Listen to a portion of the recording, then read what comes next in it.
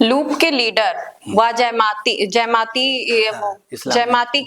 जयमाती की रुख क्या आप सकारात्मक होगी? नहीं, बिल्कुल सकारात्मक नहीं होगी। बिल्कुल स्पष्ट आदेश हो गए हैं और उन लोगों ने कह दिया, और खास तौर से सिटीजन पार्टी ने कह दिया, स्टूडेंट ने कह दिया कि ये जो है गलत हो रहा है और हम इसका विरोध करेंगे। विरोध के मेन कारण है, जब 30% वोट ऑफ परसेंटेज जो है वो जो कास्ट हुआ है वो ज्यादा हुआ है, तो ज्यादा से वो खुद ही संदेह के घेरे में आ गए।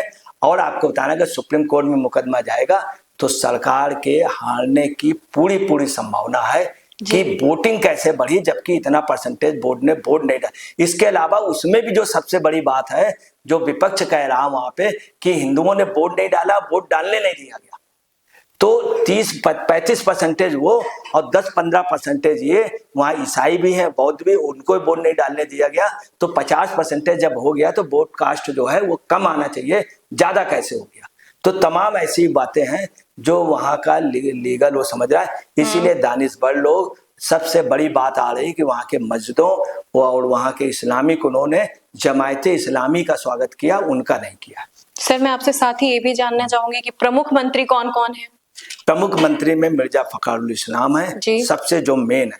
दूसरा इनका है कि विदेश मंत्री को रिपीट करने के लिए थे, जमायते इस्लामी के शफीकुर रहमान ने इनसे कहा था कि आप इस तरह का रखिए कि और लोग जो 7 निर्दलीय हैं, 7 निर्दलीय, उनके भी लास्ट तक इनका नहीं हो पाया। नेशनल सिटीजन पार्टी को का ये था कि गठबंधन में शामिल हो जाए जी, और इन्होंने ऑफर नहीं दिया, वरना वो होती।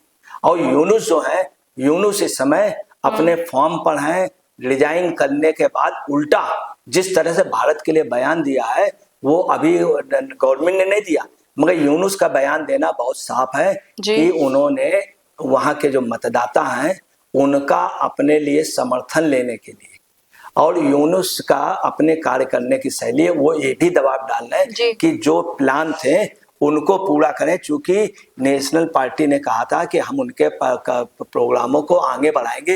अभी की जो स्थिति है, नेशनल पार्टी का स्पष्ट रूप से तारिक रहमान का ये कहना है कि हम किसी भी सूरत में उन मामलों को नहीं आगे बढ़ाएंगे।